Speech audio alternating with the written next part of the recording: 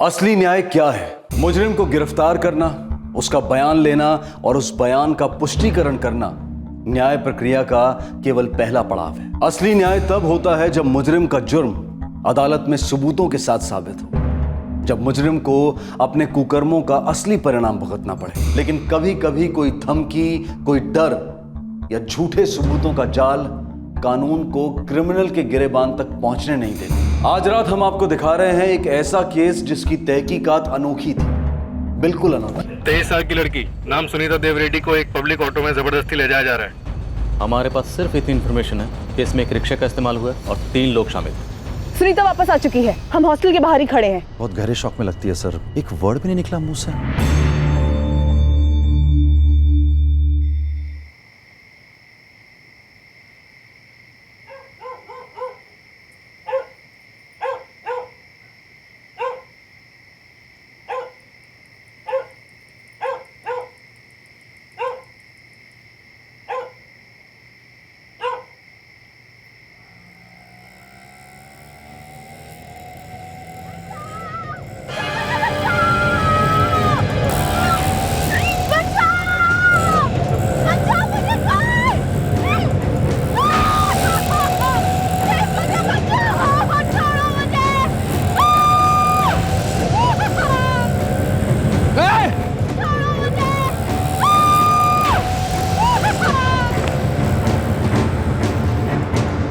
वसंत, ये तो ladies stall है और रिक्शा से लड़की के चिल्लाने की आवाज भी आ रही थी।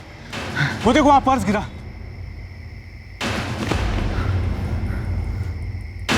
लेडीज बैग है, ये बैग भी उसी लड़की का होगा। Sunita Dev Reddy, microbiology. Rishinagar police station, मैं दिनेश कारंत बोल रहा हूँ, D Ranjan institute of science से। पब्लिक ऑटो था? जी सर, 2 वॉचमैन ने थे। सोमन कट्टा से और टीम से मंगवाओ, रेड अलर्ट पे डालो, सारे रास्ते सील करवा दो, बच के नहीं जाने चाहिए। सोमन कट्टा कम इन। 23 साल की लड़की नाम सुनीता देव रेड्डी को एक पब्लिक ऑटो में जबरदस्ती ले जाया जा रहा है। जितने नाइट पेट्रोल यूनिट्स हैं सभी को इंस्टीट्यूट रोड के आसपास रेड अलर्ट पर लगा दो। सर, मैंने ही आपको फोन किया था। मैं दिनेश कारंत, इस इंस्टीट्यूट का सिक्योरिटी इंचार्ज से। 2 गार्ड्स जिन्होंने ऑटो देखा था और लड़की के चीखने चिल्लाने की आवाज़ सुनी थी, यही दोनों? जी नहीं सर, ये वो दोनों नहीं है। मैंने उन दोनों को इस इंस्टीट्यूट के चप्पा चप्पा छान मारने के इंस्ट्रक्शंस दिए सर।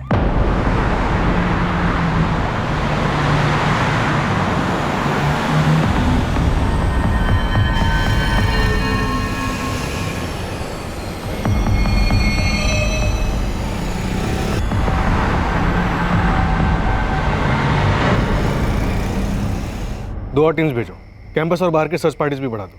पब्लिक ऑटो रिक्शा था। वो मेरी रूममेट है सर, मेरा नाम आयशा हैदर। आपके पास उसका मोबाइल नंबर होगा, आपने फ़ोन करके पूछा वो कहाँ है? उसका फ़ोन स्विच ऑफ आ रहा है, मैंने कई बार ट्राई किया। कब से स्विच ऑफ आ रहा है? बस तब से जब से दिनेश सर ने मुझे पूछा कि वो कहीं बाहर गई है।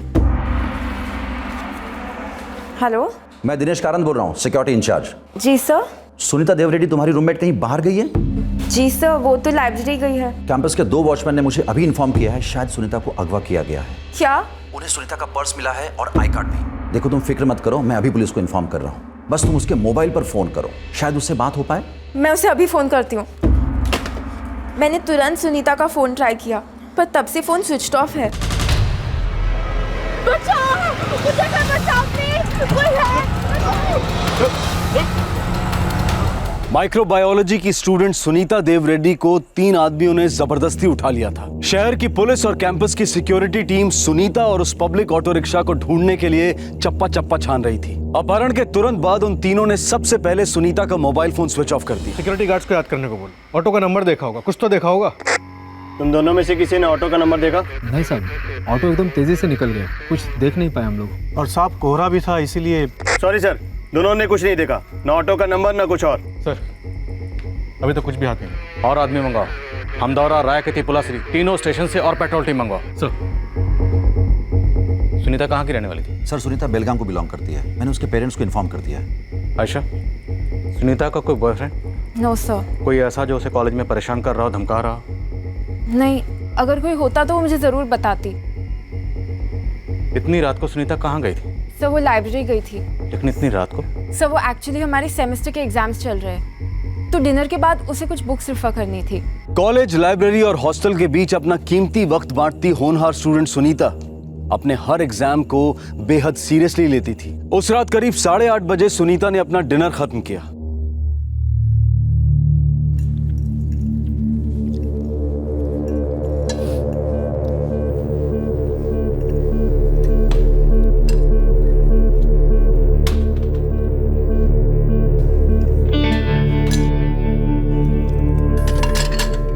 सुन आयशा, मैं ना जरा लाइब्रेरी होके आती हूँ।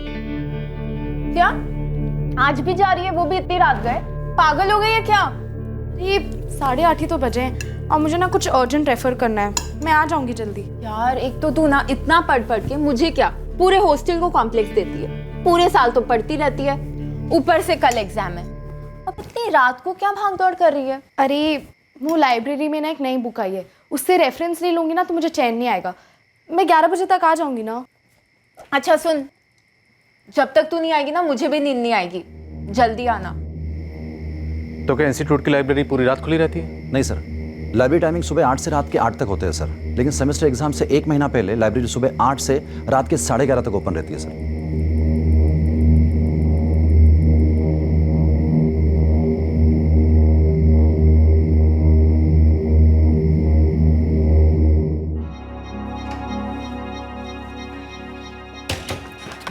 ये आपकी। Thank you ma'am.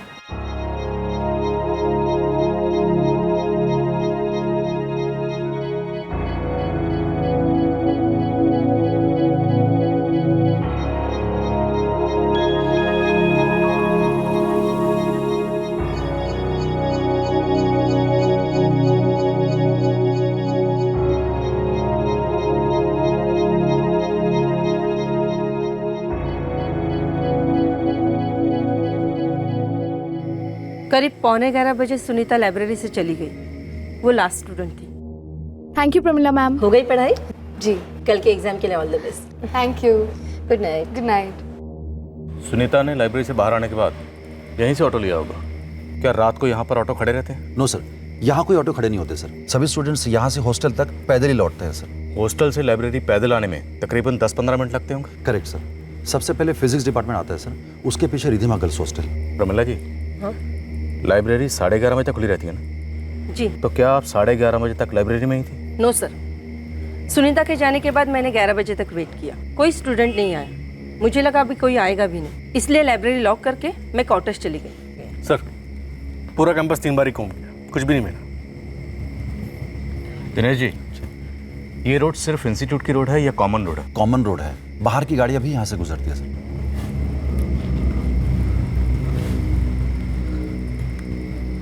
तो हो सकता है कि वो ऑटो बाहर का हो।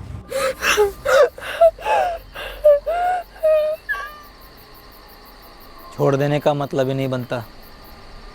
स्टूडेंट है, सबको बता देगी।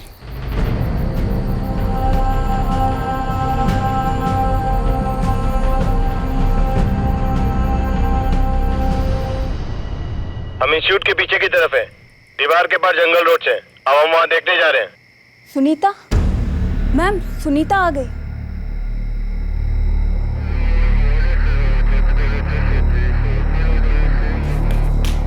सुनीता, सुनीता तुम ठीक हो? सुनीता, सुनीता तुम ठीक हो? सुनीता सर, सुनीता वापस आ चुकी है। हम हॉस्टल के बाहर ही खड़े हैं। आइए।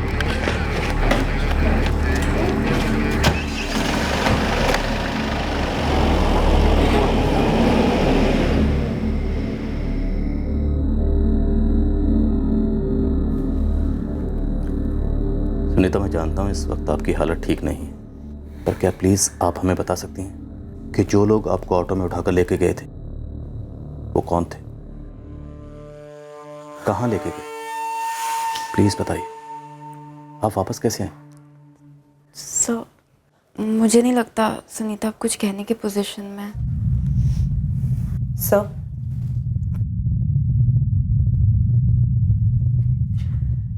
नीचे खून था। लगता है कुछ बहुत गलत हुआ है।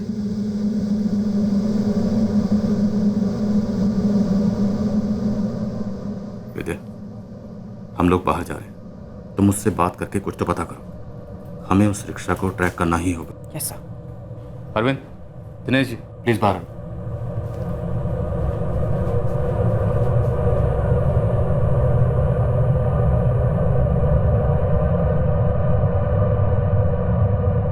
जिन्होंने तुम्हारे साथ ये जो किया है, हम किसी को छोड़ेंगे नहीं, एक एक को सजा होगी। तुम जितना जल्दी कुछ बोलोगी, हम उतना जल्दी उन्हें पकड़ेंगे।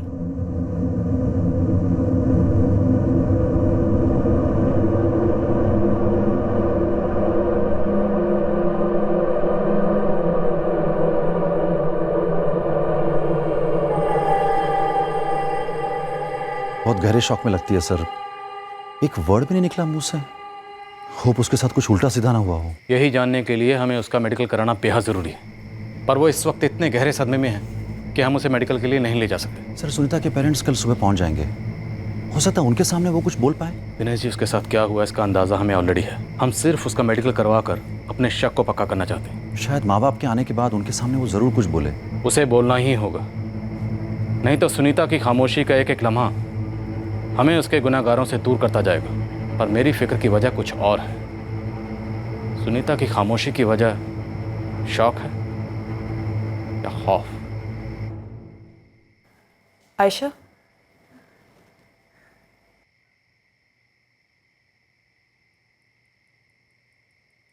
उसे नहाने मत देना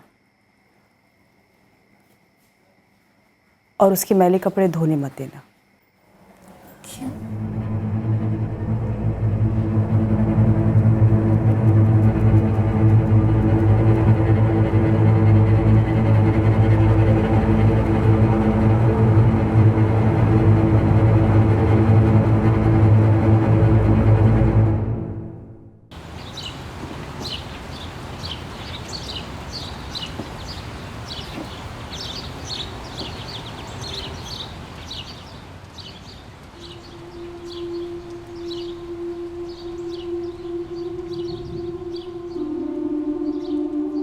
मैंने सुनीता के लिए डीन से बात की है और सुनीता, उन्होंने कहा है कि तुम चाहो तो आज के एग्जाम से और बाकी सारे पेपर से ड्रॉप ले सकती हो। वो तुम्हारा री एग्जामिनेशन करवाएंगे।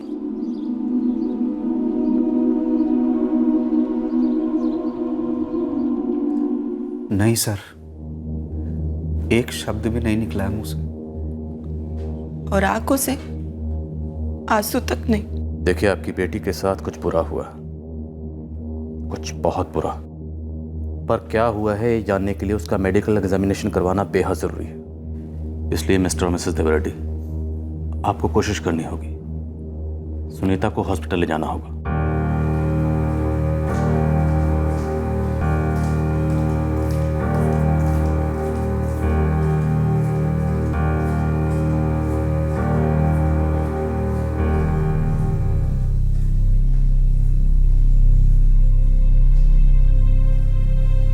ठीक है, आप भी अंदर आ सकती हैं।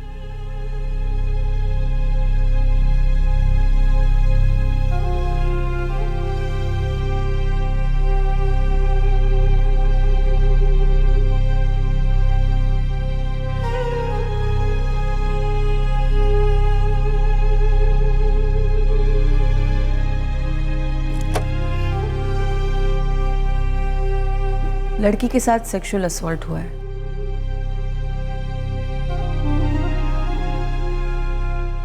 गैंग रेप है।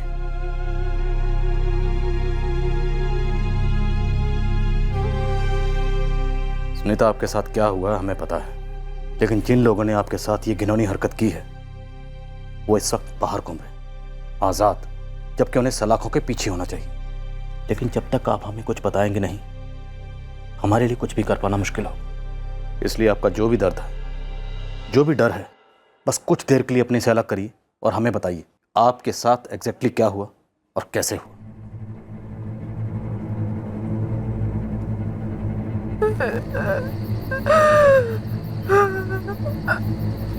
हमको पता है तू कॉलेज में पढ़ती है, हॉस्टल में रहती है। अगर किसी को भी कुछ बोली ना तो टुकड़े टुकड़े कर दूंगा। तेरे सर के, तेरे हाथ के, पैर के, सबके। याद रखेगी ना तू? मैं किसी को कुछ नहीं बताऊंगी, मैं किसी को कुछ नहीं बोलूंगी। चलो उठ, रिक्शा में बैठ।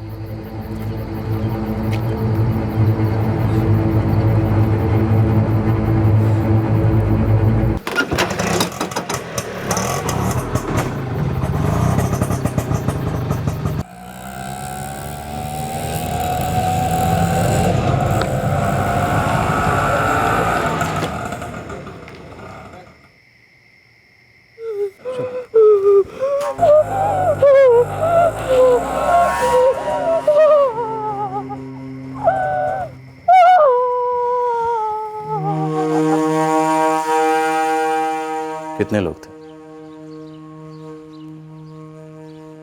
सुनीता? कितने लोग थे?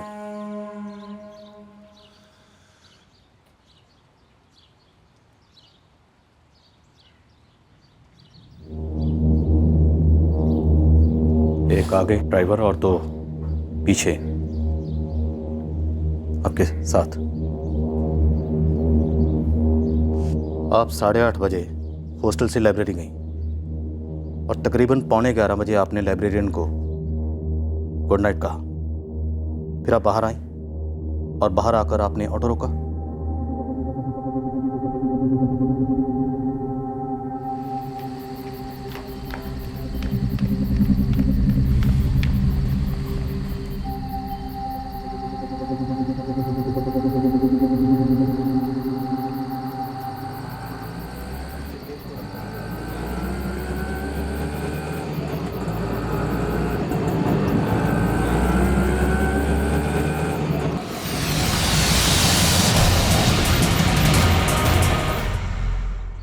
क्या आप उन लोगों को पहचानती हैं?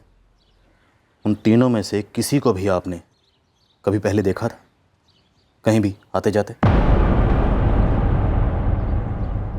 लड़ेगी ना, दोनों को दर्द होगा।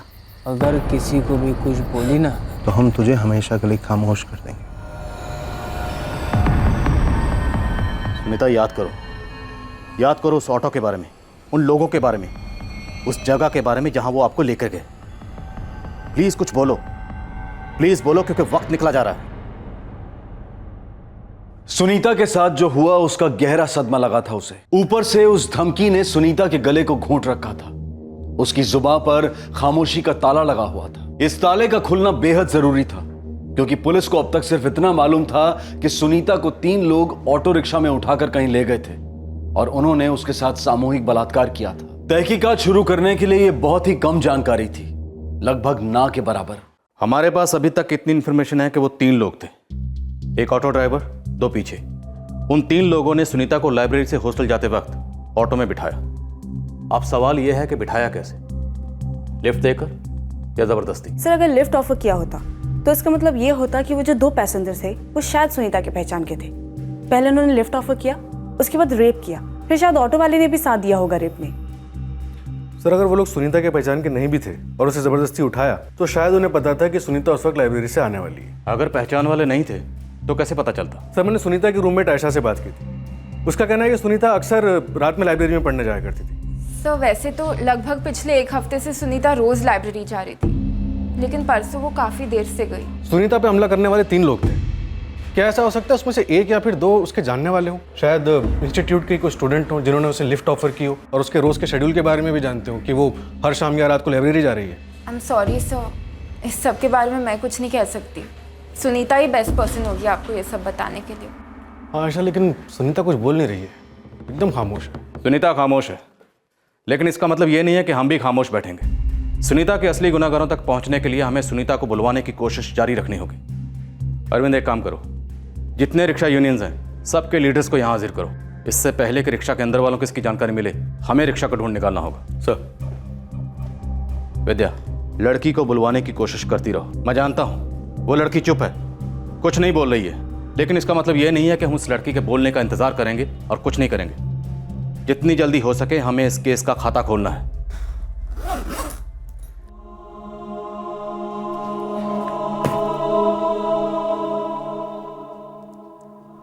घर पर रेस्ट करके लौटाना, और एग्ज़ाम्स अटेंडेंस किसी के बारे में टेंशन मत लेना, और टच में रहना, समझी?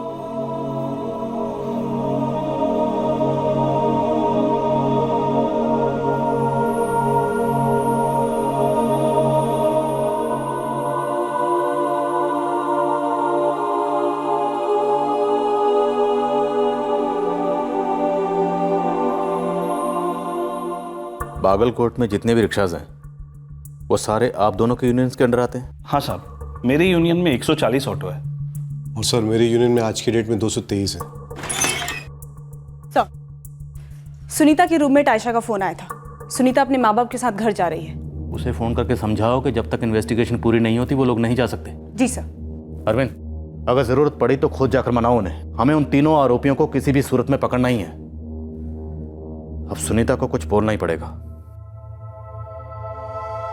लेकिन क्यों?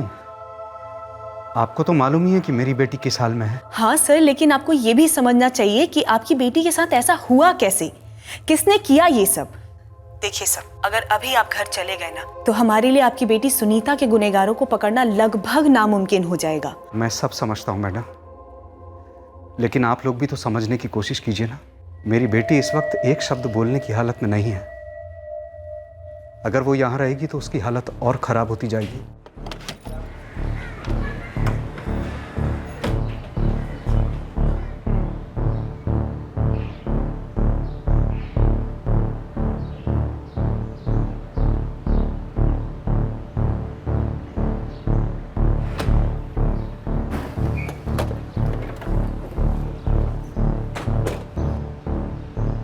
तुम्हें उन लोगों ने धमकाया क्या सुनीता?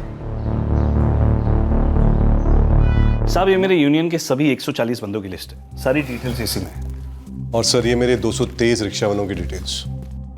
मुझे ये सभी 363 रिक्शा और रिक्शा ड्राइवर्स कल सुबह थाने में चाहिए। Okay sir. गिरीश जी, नितिन जी, आप दोनों यूनियन लीडर्स हैं, अच्छी बात। लेकिन मेरी आप दोनों से एक रिक्वेस्ट है। आप एक जिम्मेदार नागरिक की तरह हमारे साथ कोऑपरेट कीजिए। एक लड़की के साथ गलत हुआ है, बहुत गलत, और सब में एक रिक्शा ड्राइवर शामिल है। मेरी यूनियन से पूरा कॉपरेशन मिलेगा साहब। और सर मेरी यूनियन के सभी रिक्शा वाले यहाँ पहुँच जाएंगे। सुनीता, अगर तुम उनकी धमकियों से डरे हुई हो तो सोचो, वो लोग एक दिन यहाँ भी आ सकते हैं, फिर तुम्हारे घर बेलगाम भी पहुँच सकते हैं, और दोबारा वही सब कर सकते हैं जो उन्होंने तुम्हारे साथ किया। प्लीज ऑफिसर, आप मेरी बच्ची को डरा क्यों रहे हैं? उसकी हालत पहले से इसकी हालत ऐसी नहीं थी सर। सुनीता एग्जाम देने के लिए पूरी तरह तैयार थी, सब कुछ सही जा रहा था, लेकिन वो लोग आते हैं, इसके साथ जबरदस्ती करते हैं, उसको डरा के रखते हैं। सुनीता, तुम पढ़ी लिखी हो, जरा लॉजिकली सोचो कि वो लोग ज्यादा ताकतवर हैं या हम और तुम। देखो, अगर तुम अब अपने घर चली गई तो ये सिर्फ हम लोगों की हार नहीं होगी, रेप नाम के रोग की जीत होगी।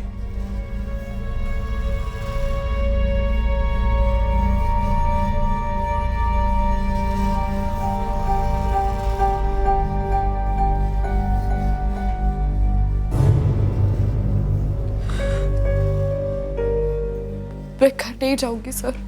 गुड, अब अपने दिमाग से सारा डर निकाल दो। देखिए, आप इसके साथ यहीं रुकिए और इसका अच्छे से ख्याल रखिए। किसी भी चीज की जरूरत पड़े तो हमें बताइए। अब वो लोग बच नहीं सकते।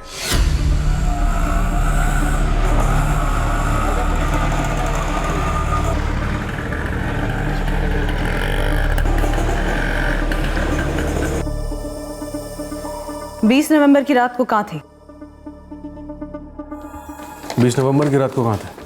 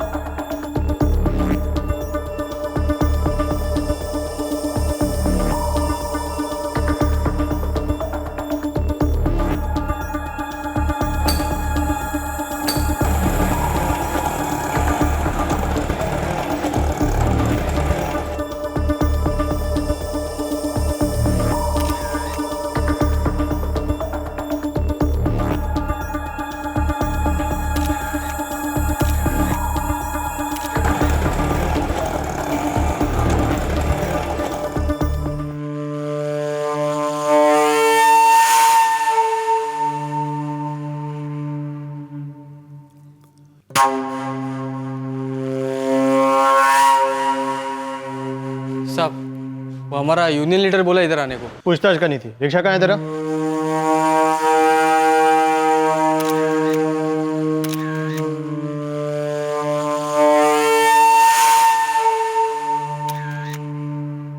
पेपर और बिल्ला लेके साहब से मिल ले जा।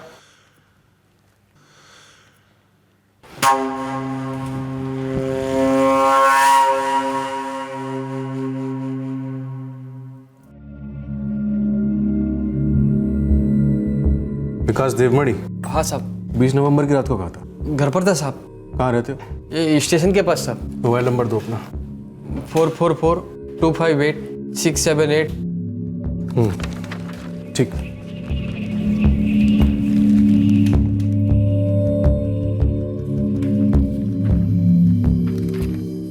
सर, हर रिक्शा वाले से क्वेश्चनिंग करी, पूरे 363 रिक्शा वाले, और हर रिक्शा को अंदर से भी स्कैन किया। कहीं आउट ऑफ सिटी का कोई रिक्शा तो नहीं था? प्रॉब्लम ये है कि हमारे पास रिक्शा की कोई आइडेंटिफिकेशन भी तो नहीं है। और सर, ऑटो ड्राइवर्स ने जो कहा है वो सच है, झूठ है, क्या है? सर, ये कहना थोड़ा सा इम्पॉसिबल है, क्योंकि सुनीता ने अभी तक उस रिक्शा या फिर उन 3 लोगों के बारे में कुछ भी नहीं बोला है। अच्छा किया जो तुमने सुनीता को रोक लिया, लेकिन क्या सुनीता अपनी खामोशी तोड़ेगी? सर, उसकी आंखों ने तो बोलना शुरू कर दिया है, जुबान भी जल्दी शुरू कर देगी।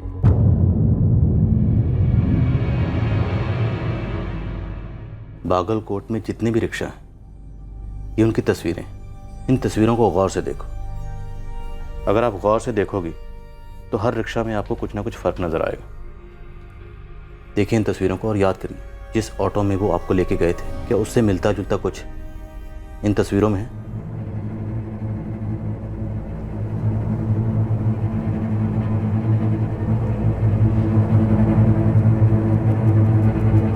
बचाओ मुझे, कोई बचाओ प्लीज।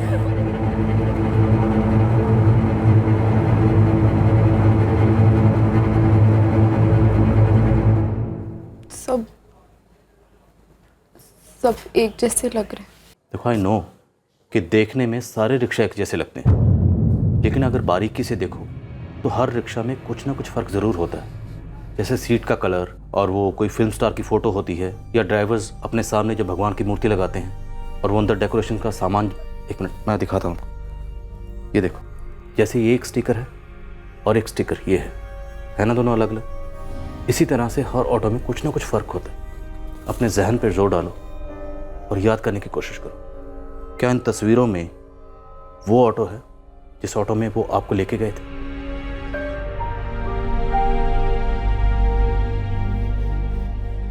अच्छा एक बात बताओ, अगर मैं स्केच आर्टिस्ट को बुलाऊं तो क्या आप उस स्केच आर्टिस्ट को उन तीनों का हुलिया बता पाओगे?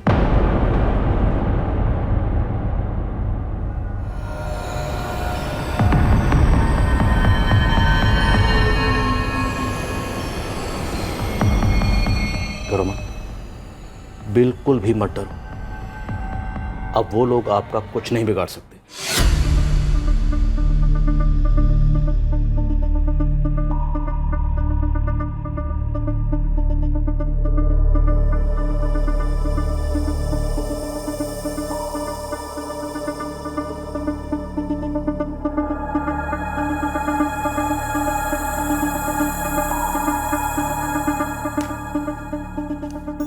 क्या लगता है आपको, सुनीता ने जो आपको हुलिया बयान किया उससे आपको इन स्केचेस को बनाने में कितनी मदद मिली? मुझे तो लगता है उसको पता तो सब कुछ है, लेकिन वो बताना नहीं चाह रही कि वो तीनों कैसे दिखते हैं। सब सुनीता डरी हुई है, धमकाया होगा उसे, शायद इसलिए कुछ नहीं बोल रही है। समझ सकता हूँ डरी हुई और कुछ नहीं बोली, लेकिन इसका मतलब ये नहीं है कि हम कोशिश करना छोड़ दें।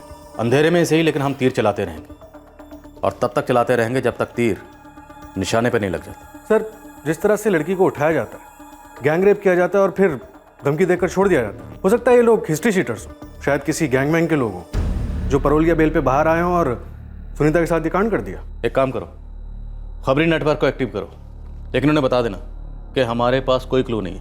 हमारे पास सिर्फ इतनी इन्फॉर्मेशन है कि इसमें एक रिक्शा का इस्तेमाल हुआ और 3 लोग शामिल थे। सर अरविंद, इसका चीज़ भी ले जाओ, लेकिन उन्हें बता देना कि पॉसिबल है कि क्रिमिनल्स की शक्ल इन स्केचेस से बिल्कुल ना मिलती हो। Okay sir. सब सुनीता थोड़ा और कोऑपरेट करती तो हम सारे ऑटो ड्राइवर्स की आइडेंटिफिकेशन परेड करवा सकते थे। बिल्कुल करवा सकते। ये पहला ऐसा केस है जहां हम सस्पेक्ट का नहीं बल्कि विक्टिम का मुंह खुलवाने के लिए इतनी कोशिशें कर रहे हैं। पर यह हमारा पहला ब्लाइंड केस तो नहीं। हमारा काम है मुजरिम को उसके अंजाम तक पहुंचाना, और वो हम पहुंचा के रहेंगे।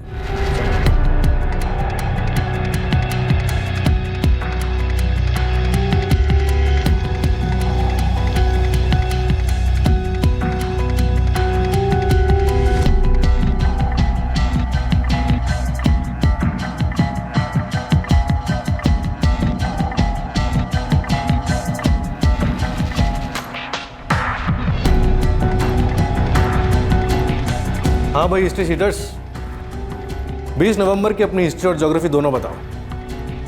कहाँ थे, क्या कर रहे थे?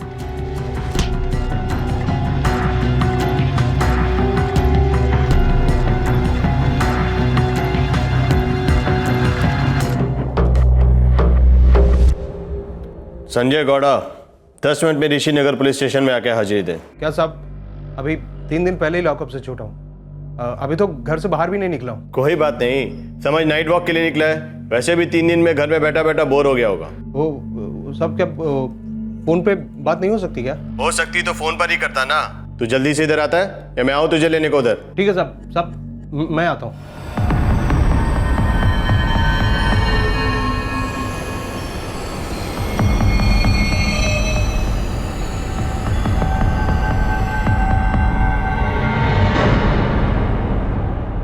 सर 54 हिस्ट्री शीटर से क्वेश्चनिंग करी, उनके स्टेटमेंट्स वेरीफाई किए, क्रॉस चेक भी किए। और सर जहां भी डाउट लगा 2 बार 3 बार क्वेश्चनिंग की है सर। और कुछ हाथ नहीं आया, एक भी सुराग नहीं मिला।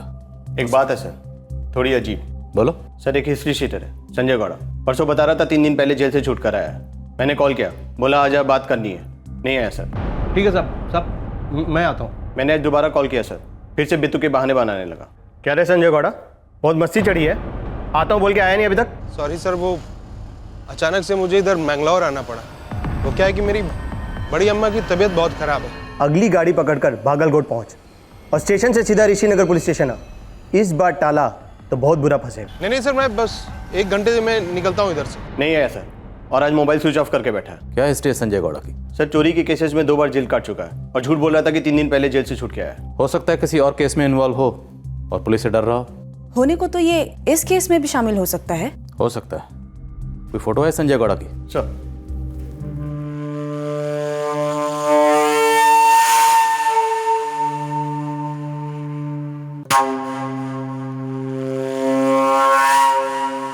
ये चूहा जिस बिल में भी छुपा बैठा ना, इसकी पूंछ पकड़ो और बाहर निकालो।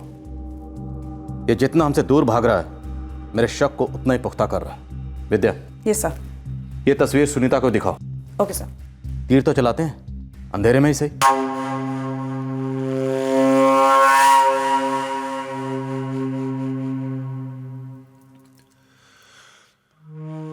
अगर तूने अपना मुंह खोला ना तो हम तुझे हमेशा के लिए खामोश कर देंगे।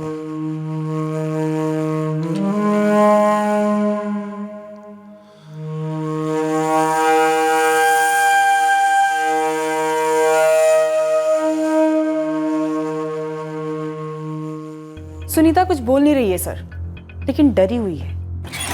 सर संजय गौड़ा ने कहा था कि वो मैंगलोर में है, जबकि उसका last cell phone location Mysore था। मतलब संजय गौड़ा हमसे झूठ बोल रहा है। विद्या, अरविंद, अब हमारा सारा फोकस इस संजय गौड़ा पे होगा। इसके फोन रिकॉर्ड्स निकलवाओ। इसके फोन में जितने नंबर हैं सबसे कांटेक्ट करो। इसके रिश्तेदारों का पता लगाओ, खबरें लगाओ इसके पीछे। इस संजय गौड़ा का चांस हमें लेना ही होगा।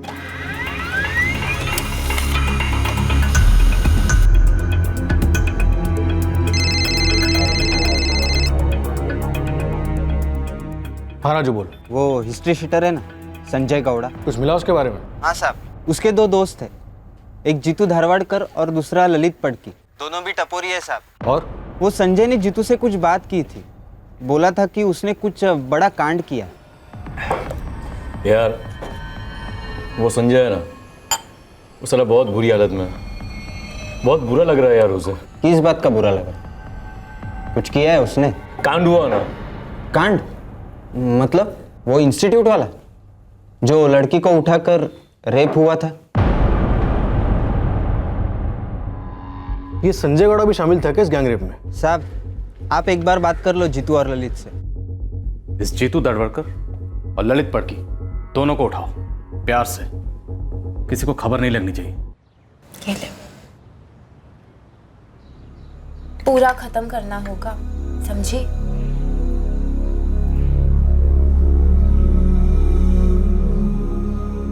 सुनीता, तो पुलिस के साथ कोऑपरेट क्यों नहीं कर रही?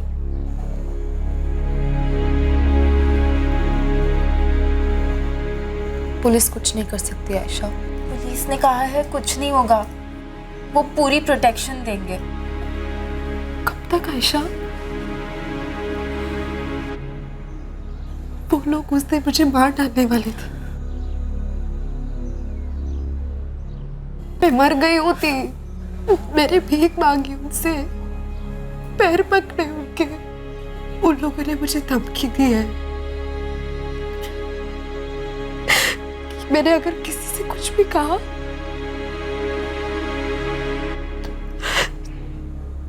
तो जान से मार डालेंगे वो।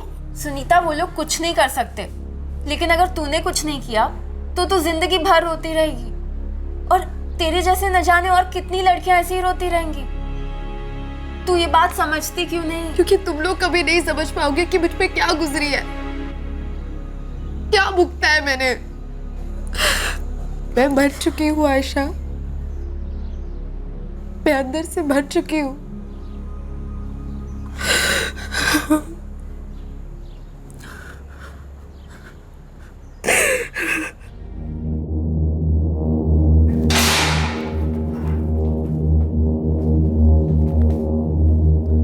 तो तुम लोग बता रहे थे कि तुम्हारे दोस्त संजय गौड़ा को बुरा लग रहा था, क्यों बुरा लग रहा था उसे?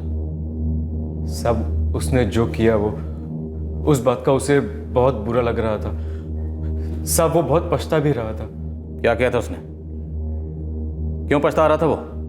क्योंकि उसने एक लड़की को ऑटो में उठाया और 2 लोगों के साथ मिलकर उसका बलात्कार किया। हाँ साहब। ए संजय, क्या है बे? इतना टेंशन में क्यों है तू? वो पुलिस स्टेशन से फोन आया था, बुला रहे, मैं जा नहीं रहा हूँ। अबे तुझे क्यों बुला रहा है बे? तू जा क्यों नहीं रहा है? वो जिन जिन का पुलिस रिकॉर्ड है ना, उन सबको बुला रहे। हाँ पता है यार, वो इंस्टीट्यूट वाला कांड हुआ है ना यार, बहुत गलत हुआ है यार। वो बेचारी लड़की यार अपना मुंह भी नहीं खोल रही है यार। ए संजय, तुझे इसके बारे में कुछ पता है क्या? इसलिए नहीं तू जा रहा पुलिस स्टेशन? ए बोलना है यार संजय, तुझे मालूम है क्या ये साला रेप किया किसने यार? अब मतलब अपने पहचान में से कोई है क्या? उस रेप केस में 3 लोग थे, उन 3 में से एक मैं तो साला। 2 दिन पहले संजय गौड़ा ने तुम लोगों को बताया कि वो सुनीता के बलात्कार में शामिल था, लेकिन तुम लोग सुनकर चुपचाप बैठे हो। साहब वो हमें पता नहीं था कि वो सच बोल रहा है कि झूठ बोल रहा है। साहब वो इतना पिया हुआ था, हमें लगा ऐसे ही कुछ बड़बड़ा रहा है। इतना बड़ा कांड करके कोई बड़बड़ाता है क्या? अगर वो पिए हुए था, तुम लोगों ने जानने की कोशिश की कि वो सच बोल रहा है झूठ बोल रहा है? अभी बोलो ना साहब, मारना मत। जो जानते हो सब सच बोलो, वरना तोड़ के रख दूंगा। उस दिन उसके साथ 2 लोग और कौन थे? संजय, तेरे अलावा उस रेप केस में और 2 जन कौन थे? विकास देवमनी और गोविंद हेगड़े। साहब हम सच कह रहे हैं, हमें नहीं मालूम था कि संजय सच बोल रहा है या हमें गोली दे रहा है। साहब हमें तुम लोग मिले कहाँ पे? बार उस रात इतना मजबूत पिया ना, मतलब होश ही नहीं था।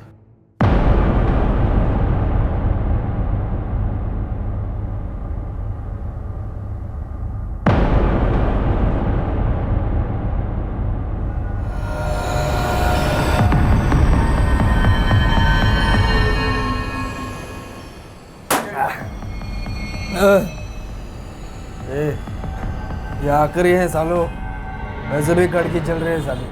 इतना चढ़ गई थी ना कि पूरे शरीर में एकदम आग सी लग गई थी, जो ये शराब से मिटने वाली नहीं थी।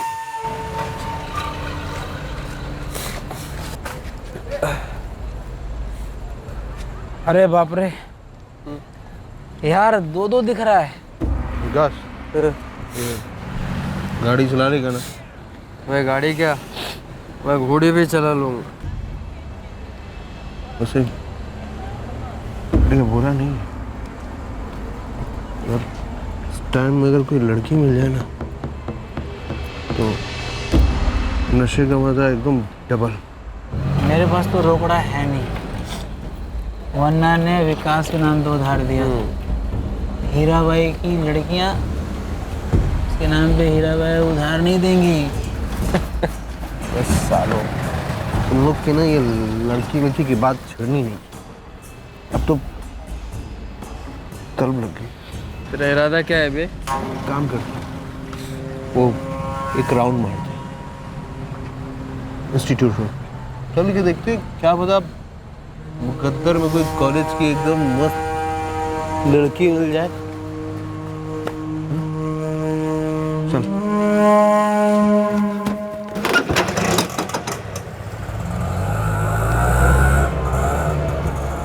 क्या कर दिया हमने,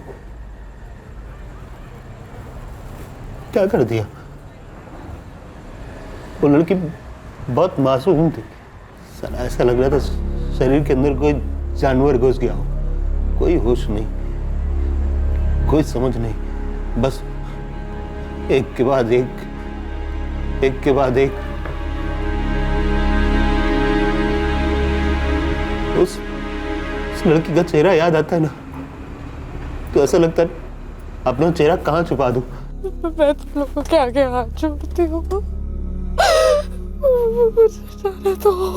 हम लोगों ने यार बहुत गलत काम कर दिया, एक लड़की की जिंदगी बर्बाद कर दी। संजय गौड़ा ने तुम लोगों को इतना सब कुछ बताया, तुम लोगों को लगा कि वो सिर्फ नशे में बड़बड़ा रहा है। संजय गौड़ा कहाँ है? वो मैंगलोर में नहीं है, इतना हम जानते हैं। उसके फ़ोन की लोकेशन से हमें इतना तो पता है कि वो मैसूर में है। मैसूर में कहाँ है वो? बच्चों की कसम मुझे कुछ नहीं मालूम साहब। सब उसका कल रात को फोन आया था, मैंने उसे बोला था कि पुलिस के सामने पेश हो जा। नहीं यार, मैं पुलिस के पास नहीं जाऊंगा, मुझे बहुत डर लग रहा है। गैंग रेप किया है तूने, इतना बड़ा जुर्म, कभी किसी को पता चला और कभी पब्लिक के हाथ लग गया तो टुकड़े टुकड़े कर देंगे तेरे। जेल ही तेरे लिए महफूज जगह है संजय, मेरी बात मान ले। उसके बाद उसने फोन बंद ही रखा है, पता नहीं कहाँ है, क्या कर रहा है साहब। साहब मैंने भी उससे फ़ोन कर मनाना चाहा था, लेकिन उसका फ़ोन बंद आ रहा है। और अगर हमारा कुछ गलत करने का इरादा होता या हम उसे बचाना चाहते तो आपके खबरी राजू के सामने हम मुंह क्यों खोलते साहब? सर, संजय गौड़ा का फोन स्विच ऑन हो गया, लोकेशन बागलकोट दिखा रहा है। अपने दोस्त से बात करोगे?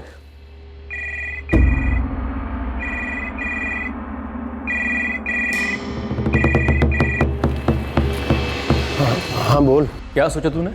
किस बारे में? पुलिस के सामने पेश होने के बारे में। तुझे क्या पुलिस ने उठा लिया है क्या?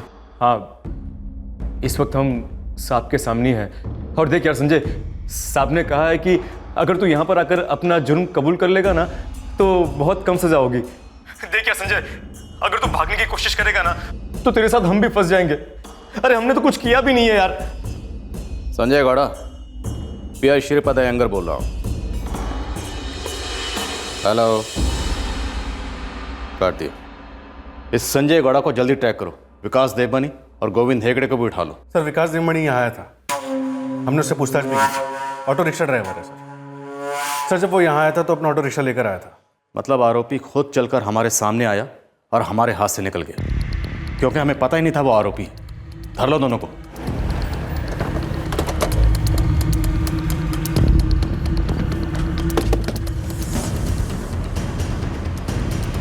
जी? विकास देवमणि घर पे। विकास चलो उठ। साहब क्या हुआ साहब?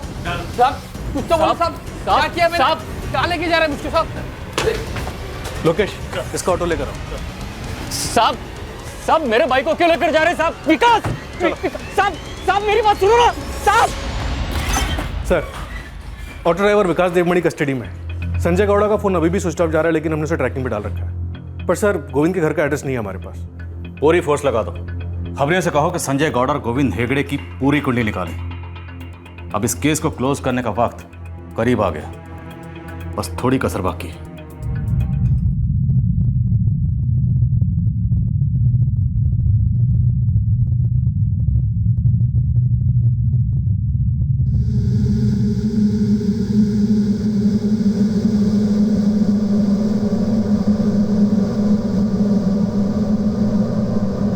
पीड़ित सुनीता देव रेड्डी हैरान रह गई थी कि उसकी चुप्पी के बावजूद भी कैसे पुलिस ने उसके तीनों गुनहगारों को पहचान लिया था और उनमें से एक को गिरफ्तार भी कर लिया था। ऑटो ड्राइवर विकास देवमणि पुलिस की हिरासत में था। बस संजय गौड़ा और गोविंद हेगड़े के पकड़े जाने की देर थी। लेकिन कुछ ऐसा हुआ, इस केस के आरोपी ने कुछ ऐसा कर दिया जिससे यह केस अपने सर के बल उलट गया। केस से जुड़े सभी चौंक गए और इस केस को एक आम केस से अलग बना दिया। सर, 4 नंबर लाइन पे आपका फोन है। कोई संजय है? कौन संजय? पता नहीं सर, करा गुनाह किया है, कबूल करना है। हेलो, डीआईजी प्रताप शेट्टी बोल रहा हूँ। साहब, मैं संजय गौड़ा बोल रहा हूँ। साहब, मैंने बहुत गंदा जुर्म किया है, लेकिन साहब मैंने जानबूझकर नहीं किया। साहब, मैं बहुत नशे में था। तुम इंस्टीट्यूट गैंगरेप में शामिल थे?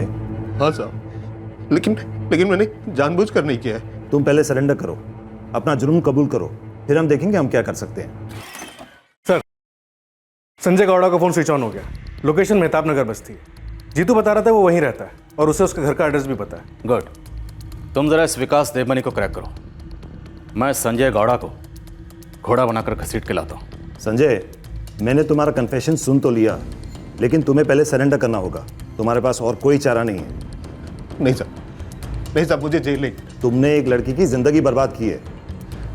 मैं उस लड़की की जिंदगी वापस तो नहीं कर सकता, लेकिन साहब मुझे अपनी जिंदगी भी नहीं चाहिए साहब। मुझे तो बस पुलिस के सामने कबूल करना था। इसलिए साहब मैंने आपको फोन किया। मैं पुलिस स्टेशन नहीं जाऊंगा साहब। इस दुनिया में रहने के लायक नहीं। मुझे नहीं जीना साहब, नहीं जीना है साहब।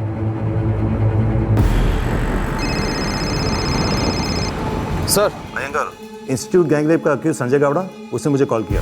जी सर, हम उसी को उठाने जा रहे हैं, मेहताब नगर बस्ती। जल्दी पहुंचो ऑफिसर, वो सुसाइड की धमकी दे रहा है। उसे ये मौका मत देना। Yes sir. मैं चप्पा फुल स्पीड।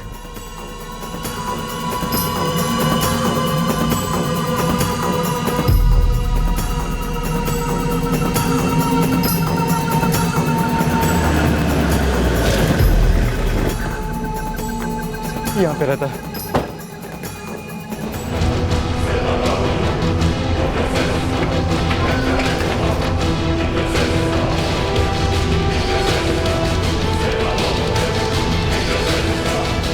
सर, ये कर रहा है।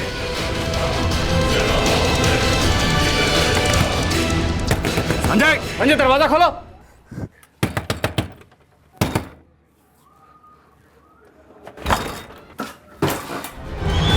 सर, अगर ये संजय होश में आता है तो इसका कन्फेशन ले लेते हैं। विकास देवमणि की क्या रिपोर्ट है? टूट नहीं रहा है सर, एक ही बात पे अड़ा हुआ है। इन सब में इन्वॉल्व नहीं है। नहीं नहीं नहीं नहीं साहब, नहीं साहब, मैंने कुछ नहीं किया साहब, मुझे फंसाया जा रहा है साहब। मैं सच कह रहा हूँ साहब, मैं घर पर ही था साहब। मेरे भाई को भी पूछ लो सब, चंदन को, कसम से साहब। ऑटो रिक्शा कस्टडी में ले लिया सर। सर, अब तो सुनीता को अपना मुंह खोलना ही पड़ेगा। उसकी खामोशी में बहुत भारी पड़ सकती है। हेलो सही, तीसरा आरोपी गोविंद हेगड़े ट्रेस हुआ है सर। कहाँ? सब मालती नगर में।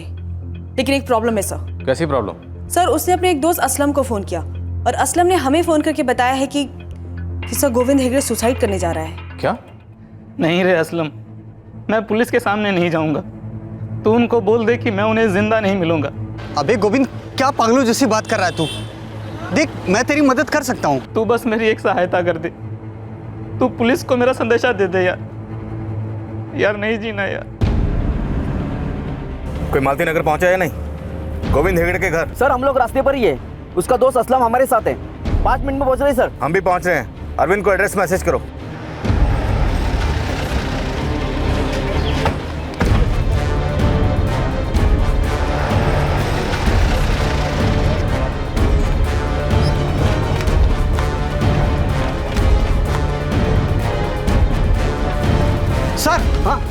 गोविंद का घर। गोविंद दरवाजा खोलो। सर गोविंद दरवाजा नहीं खोल रहा है।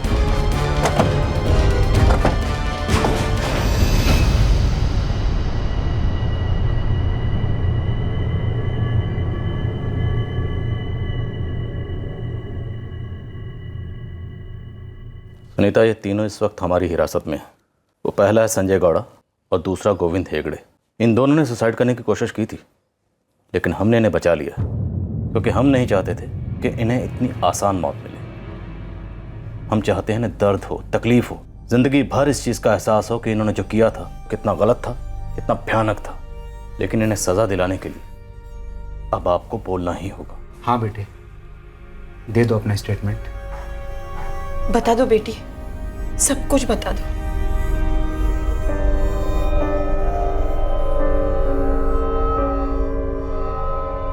संजय और गोविंद ने अपना गुनाह कबूल कर लिया, लेकिन ये विकास देवमनी, इसका कहना है कि ये उस रात वहां नहीं था, ये अपने घर पर सो रहा था। आप लोग मुझे यहां पर ऐसे नहीं रख सकते। अरे कुछ नहीं किया मैंने, मैं उस रात वहां पर था ही नहीं। और से देखो, क्या ये वहां था या नहीं?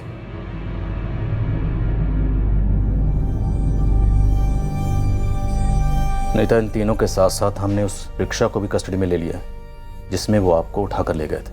बस अब एक बार, सिर्फ एक बार इन तीनों को आइडेंटिफाई कर लीजिए और उस रिक्शा को आइडेंटिफाई कर लो।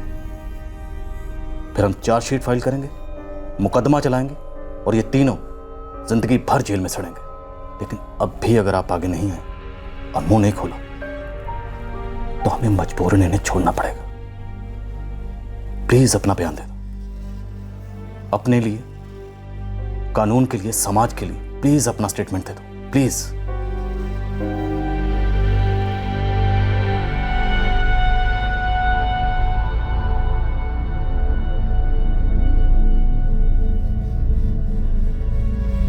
सुनीता बेटे, ये एक मौका है जब तुम अपने गुनहगारों को सजा दिला सकती हो। पप्पा, वो लोग अपनी सजा काटकर मुझे ढूंढकर मार डालेंगे। नहीं बेटा, ऐसा कुछ भी नहीं होगा।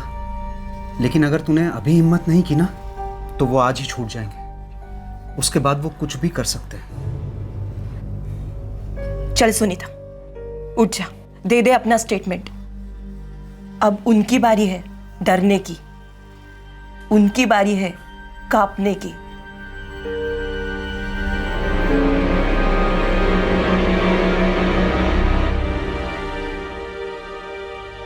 गैंगरेप के दो आरोपी संजय गौड़ा और गोविंद हेगड़े अपनी जान देने चले थे, लेकिन पुलिस ने उन्हें बचा लिया ताकि उन्हें उनके किए की सजा मिल सके। संजय गौड़ा और गोविंद हेगड़े दोनों कह रहे थे कि उन्हें अपने किए पर पछतावा है। दोनों ने अपना जुर्म भी कबूल कर लिया था और उन्होंने यह स्टेटमेंट भी दिया था कि विकास उनका तीसरा साथी था और ऑटो विकास चला रहा था। लेकिन विकास अपना जुर्म कबूल करने से साफ इनकार कर रहा था। अब इस केस की डोर विक्टिम सुनीता के हाथों में थी। या तो वो बयान देकर अपने आप के लिए न्याय पा सकती थी, या फिर वो डर की काल कोठरी में बैठकर अपने आप को दर्द की उम्र कैद दे सकती थी।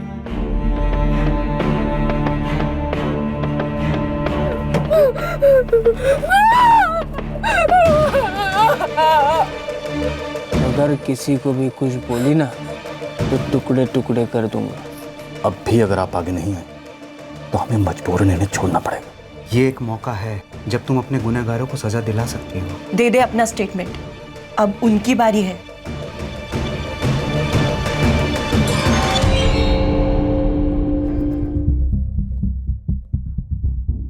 सुनीता के बयान के मुताबिक उसके साथ रेप करने वाला वो तीसरा शख्स विकास देवमनी ही था।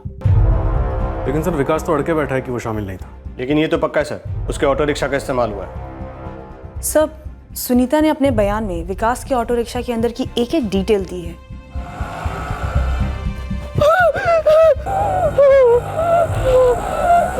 ऑटो के पीछे RS नायर इंटरप्राइजेस का स्टिकर भी देखा था। सुनीता आगे अपने बयान में लिखती है कि ऑटो रिक्शा के डैशबोर्ड पर एक गणेश जी की मूर्ति है और उस मूर्ति के सामने मैंने प्रार्थना भी की थी। सर, विकास के ऑटो में ना तो गणेश जी की मूर्ति है और ना ही कोई RS नायर एंटरप्राइजेज का स्टिकर लगा है।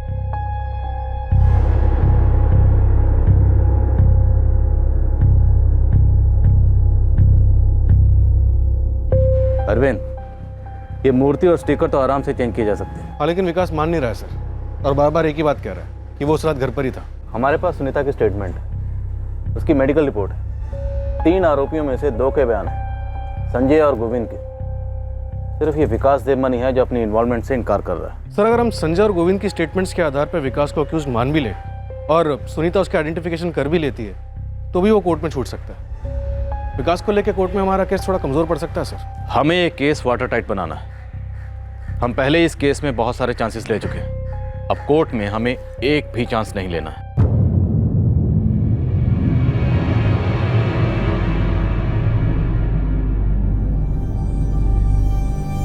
आओ सुनीता, चलो।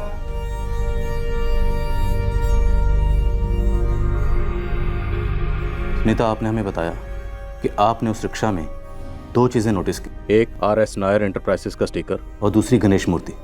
ये दोनों चीजें उस रिक्शा में थी।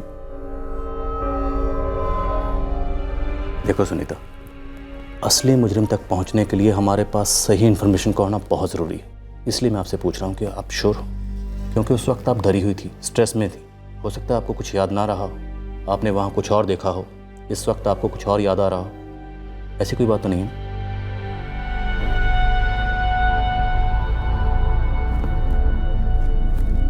इन दोनों फोटो को ध्यान से देखो। क्या ये थी? नहीं सर, ये नहीं थे।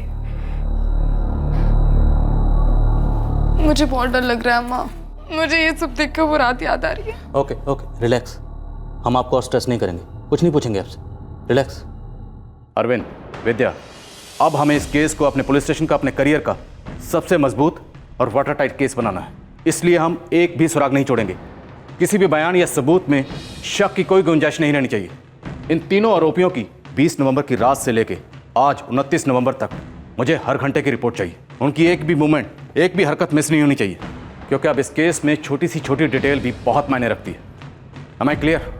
सर, अंग्रेजी में कहावत है, सो नियर येट सो फार। इस गैंगरेप केस के तीनों आरोपी पुलिस कस्टडी में थे।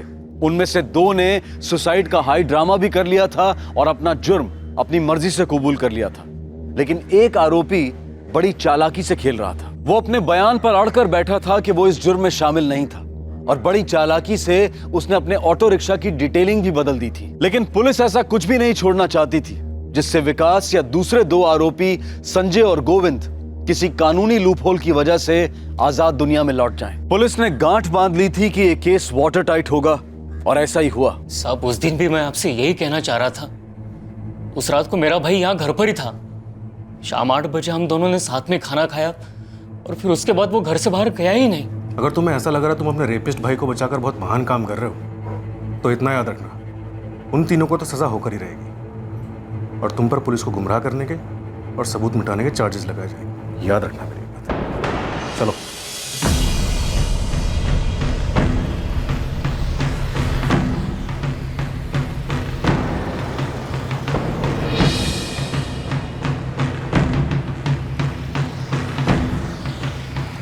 सब ये चंदन देवमनी शादीशुदा है, उसे 5 साल का एक बच्चा भी है, और उसकी बीवी और बच्चा उसके बीवी के मायके में। मायके का एड्रेस निकलवा राजू, चंदन की बीवी से पता करते हैं इसके देवर की सच्चाई क्या है। वो क्या सर, जो ऑटो सर्विस के लिए आता है उस पर स्टिकर लगाते हैं अपना। सभी ऑटो पर? हाँ सर, हर बार चिपकाते नहीं है, कभी अभी ऑटो वाले ले लेते हैं, बाद में लगा देते हैं या नहीं लगाते हैं, इसमें कोई फिक्स नहीं है सर। अच्छा, बता सकते हो 20 और 29 नवंबर के बीच ये ऑटो यहाँ सर्विसिंग के लिए आया था?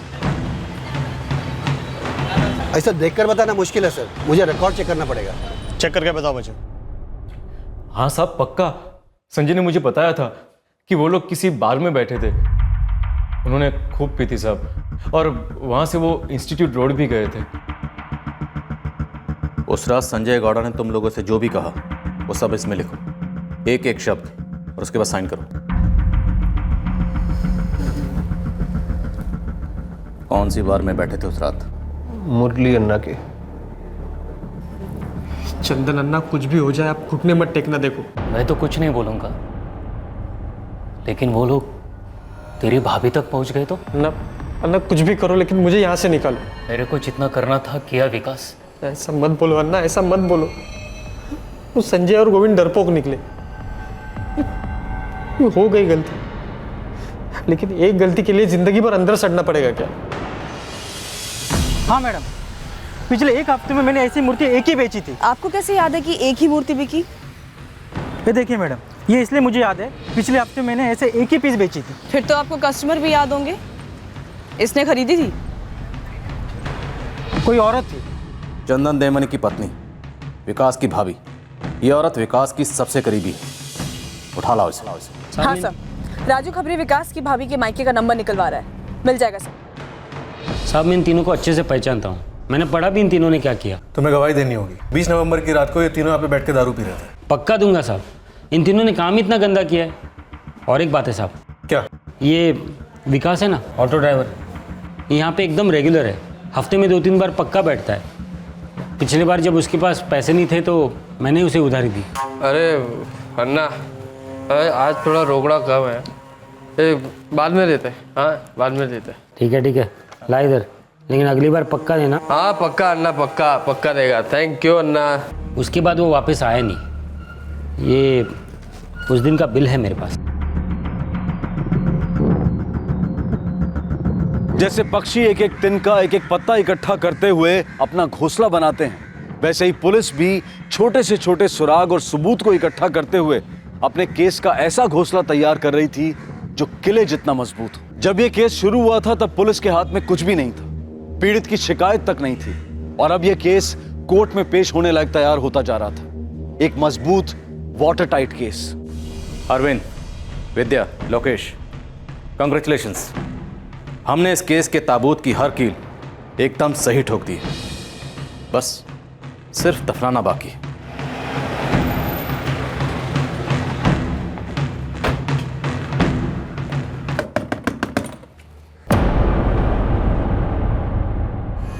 डर लग रहा है?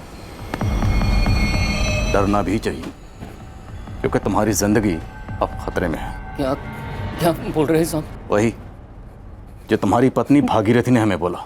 वो मेरे पति ने मुझे भेजा था देवी माँ की मूर्ति खरीदने के लिए। क्यों भेजा था मालूम है? नहीं मालूम साहब, उसने मुझसे कहा कि मूर्ति लेके आओ। विकास के ऑटो में से गणपति जी की मूर्ति निकाली और कहा उतनी बड़ी होनी चाहिए। समझी ना कैसी मूर्ति? हाँ जी हाँ, समझ गई। कितनी बार एक ही बात बोलेंगे? ये विकास के ऑटो की गणपति जितनी बड़ी ना। लेकिन आप बता क्यों नहीं देते कि आपको देवी की मूर्ति क्यों चाहिए? तू बस लेकर आ, सवाल ना कर इतने। उस दुकानदार ने भी तुम्हारी पत्नी को पहचान लिया। हाँ मैडम, यही औरत थी, साथ में एक बच्चा भी था, 4-6 साल का लड़का। अब अगर इस सब में तुम्हारी पत्नी भी शामिल हुई तो तुम पति पत्नी दोनों जेल में सड़ोगे, और तुम्हारे किए की सजा भुगतेगा तुम्हारा मासूम बच्चा। बोलो, सच क्या है? तुम अकेले थे या तुम्हारी पत्नी भी इसमें शामिल थी?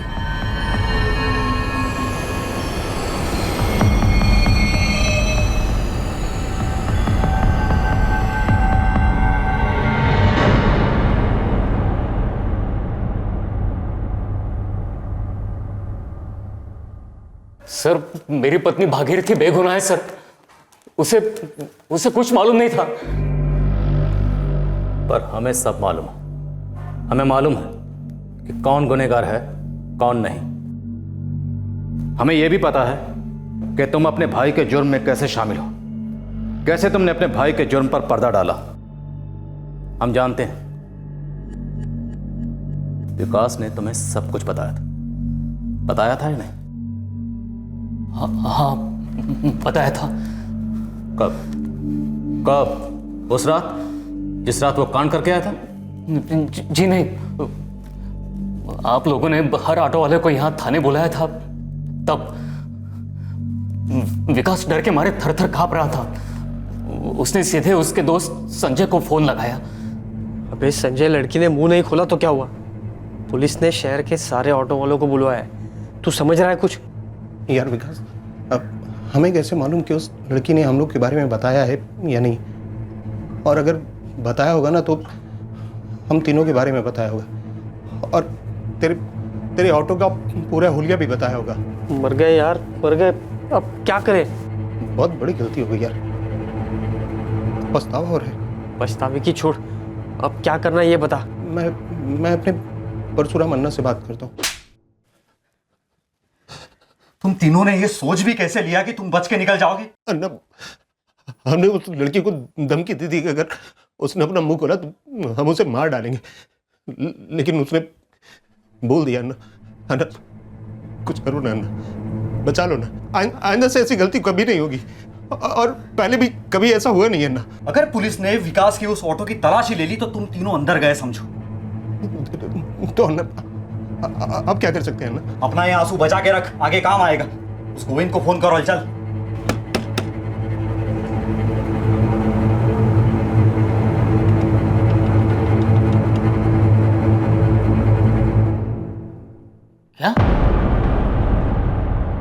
क्या कर दिया सालों तुमने? हम लोग ऐसे लोग हैं क्या? हाँ, तुम तीनों ने कैसे कर दिया? विकास चंदन, मारने के लिए बहुत टाइम मिल जाएगा। पहले ये फैसला करना है कि इन लोगों को बचाना है या नहीं। अरे सजा तो मतलब फांसी वांसी भी हो सकती है ना? वो नहीं पता, लेकिन ये लोग लंबा जाएंगे। क्या करें अब परशुराम, क्या करें?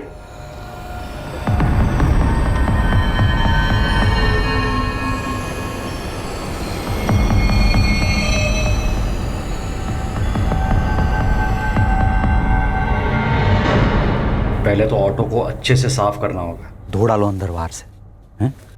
और पहले ये एक स्टिकर और ये एक मूर्ति दोनों बदल डालो, समझे? लड़की ने दोनों जरूर देखे होंगे और पुलिस को जाके बता दिया होगा। पूरा नक्शा बदल डालो, लगना ही नहीं चाहिए वो गाड़ी। सर्विसिंग वगैरह सब करना, पैसे लगेंगे, और ये स्टिकर और मूर्ति के भी। मैं एक प्रिंटर को जानता हूँ, उसका ऑटो स्पेयर पार्ट का दुकान है और उनके पास गराज स्टिकर बनाने का काम भी आता है। तो स्टिकर लिया उससे, हाँ?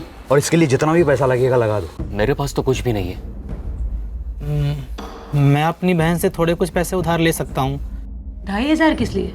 अक्का, वो नौकरी के लिए ना म्यूनसिपैलिटी में अर्जी दी है, तो वहाँ का साहब बोला कि 2,500 देगा तो नौकरी मिल जाएगी। गोविंद, 200-250 होते तो मैं दे देती, 2,500 तो बहुत है। अक्का कुछ करो ना, बहुत ज़रूरी है, आज ही चाहिए। गोविंद ने अपनी अक्का से 2,500 निकलवा लिए सर। फिर मैं मूर्ति लेने जा रहा था, तब संजय के बड़े भाई परशुराम ने मुझे रोक लिया। कहाँ जा रहे हो? वो मूर्ति लेने। तुम दोनों नहीं जाओगे? आप दोनों जाओगे? कैसे बच्चों वाली बात करता है चंदन। हम में से कोई भी नहीं जाएगा, एक भी सुराग मिलना नहीं चाहिए पुलिस को। हम किसी और को भेजते हैं। भागीरथी भाभी को भेजें? हाँ, ये हो सकता है। औरत जाएगी तो किसी को कोई शक भी नहीं होगा और सारा मामला धीरे धीरे दब जाएगा। मेरी पत्नी भागीरथी मासूम है सर, उसे कुछ भी मालूम नहीं था। उसने बस वो मूर्ति मेरे कहने पर खरीदी। तुम सबके सब दोषी हो, सबके सब। तुम लोगों ने गैंग रेप जैसा संगीन अपराध करने वाले 3 लोगों को ना सिर्फ बचाने की कोशिश की, बल्कि उनके जुर्म पर पर्दा डाला, पुलिस को गुमराह किया और सबूत मिटाने की कोशिश की। परशुराम गौड़ा, गोविंद की बहन हेमा, मुझे सबके स्टेटमेंट चाहिए, सारे के सारे डिटेल्स चाहिए। सर,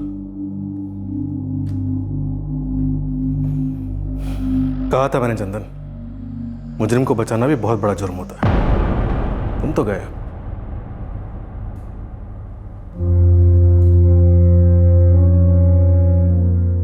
ऐसे संगीन जुर्म के शारीरिक घाव भले भर जाएं, पर मानसिक घाव लंबे अरसे तक तकलीफ देते हैं। ये बहुत ही दुर्भाग्य की बात है कि हमारे देश में औरतों के यौन उत्पीड़न के मामले दिन ब दिन बढ़ते जा रहे हैं, और दूसरी ओर समाज में औरतों के प्रति इज्जत घटती जा रही है। औरतों की गरिमा को छेड़ने वालों को, उन पर ऐसे भयंकर जुर्म करने वालों को कड़ी से कड़ी सजा देने की जरूरत है।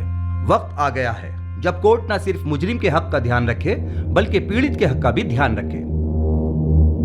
संजय गौड़ा, गोविंद हेगड़े और विकास देवमनी को आईपीसी की धारा 366 किडनैपिंग करने के लिए, धारा 376 डी सामूहिक बलात्कार करने के लिए, धारा 506 आपराधिक धमकी देने के लिए और धारा 34 ये सारे जुर्म एक ही मकसद से करने के लिए दोषी पाया गया। तीनों आरोपियों को आजीवन सश्रम कारावास की सजा सुनाई गई। हर एक आरोपी को 1 लाख रुपए जुर्माना भरने की सजा भी सुनाई गई। कोर्ट ने जुर्माने की रकम पीड़ित को मुआवजे के तौर पर दिए जाने का आदेश दिया। संजय गौड़ा के भाई परशुराम गौड़ा और विकास देवमणि के भाई चंदन देवमणि को आईपीसी की धारा 201 के तहत सबूत मिटाने के जुर्म में दोषी पाया गया। इन दोनों आरोपियों को 3 साल की सजा और साथ ही में हर एक को 5,000 का जुर्माना भरने की सजा सुनाई गई। सर, ऐसा नहीं है कि मैं बताना नहीं चाहती थी, लेकिन उनकी धमकी ने मानो मुझे पैरालाइज कर दिया हो। हम समझते हैं सुनीता, हम आपको दोषी नहीं ठहरा रहे। वो सिचुएशन ही ऐसी थी। आपकी जगह किसी भी बच्ची के साथ ऐसा हुआ होता तो शायद वो भी ऐसा ही करती। वो हादसा था ही इतना भयानक। सर, मैं जानती हूँ मेरी खामोशी के कारण आपको क्या क्या करना पड़ा, लेकिन मैं उस डर के चंगुल से निकल ही नहीं पा रही थी। उस रात वो मुझे मार डालने वाले थे, या शायद मार भी देते। खुदा ना खास्ता उन्होंने ऐसा किया होता तो वो दुनिया के किसी भी कोने में छुपे होते, तब भी हम उन्हें ढूंढ निकालते। तब उन्हें उम्र कैद नहीं, फांसी की सजा होती। सुनीता, जुर्म चाहे सोच समझ के किया जाए या एक पल के जोश में, पकड़े सभी जाते हैं। बस जरूरी सिर्फ इतना है कि विक्टिम उस जुर्म के डर में, उस जुर्म की याद में पकड़ा और जकड़ा ना रहे। खैर, जो हुआ उसे एक बुरा सपना समझ के भूल जाओ। अब आने वाले वक्त के बारे में सोचो।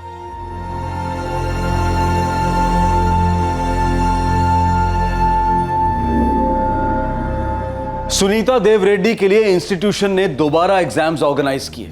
उसे अच्छे मार्क्स मिले और अब वो अपनी जिंदगी में सेटल हो चुकी है। और इस केस के सारे मुजरिम इस वक्त जेल में अपने किए की सजा काट रहे हैं। इस केस ने बहुत ही मजबूती से यह साबित किया कि क्राइम नेवर पेस। इस केस में पुलिस के हाथ में क्या था? कुछ नहीं। इस केस में मुजरिमों ने सबूतों को मिटाने के लिए क्या कुछ नहीं किया, पर आखिरकार जुर्म को कानून के सामने घुटने टेकने पड़े। इस केस में पुलिस टीम की शिद्दत और दृढ़ निश्चय सराहनीय है। साथ ही कोर्ट का फैसला भी सराहनीय है, जहां मुजरिमों ने अपनी सजा को कम करवाने के लिए अलग अलग पैंतरों का इस्तेमाल किया, जैसे आर्थिक जिम्मेदारियां, बूढ़े माँ बाप की देखभाल वगैरह वगैरह। लेकिन कोर्ट टस से मस नहीं हुई और एक सटीक फैसला सुनाकर औरतों की सुरक्षा और गरिमा की हिफाजत के पक्ष में एक ठोस कदम उठाया। इस केस में एक और विषय उठा था, जब मुजरिमों ने पश्चाताप होने का दावा किया और बलात्कार जैसे अमानवीय जुर्म को शराब के नशे के जिम्मे डाल दिया। हमने पहले भी ये बात रखी है और दोबारा रख रहे हैं कि नशा इंसान के रिफ्लेक्सेस बदल सकता है, उसके मूल चरित्र को नहीं। बलात्कार के लिए नशे को जिम्मेदार ठहराना वही वाली बात हो जाती है जहां एटम बॉम्ब के लिए विज्ञान को जिम्मेदार ठहराया जाए। इसी विचार के साथ हम आपसे विदा लेते हैं। अब क्राइम पेट्रोल सतर्क में आपसे मुलाकात होगी अगले शुक्रवार को। याद रखें, कल यानी कि 6 दिसंबर को क्राइम पेट्रोल सतर्क का एपिसोड टेलीकास्ट नहीं होगा। तब तक सतर्क रहें, सुरक्षित रहें और देखते रहें क्राइम पेट्रोल सतर्क। सबक एक को सीख हम सबको। जय। इस तरह के और भी एपिसोड देखने के लिए हमारे चैनल को सब्सक्राइब करें और बेल आइकन दबाना ना भूलें।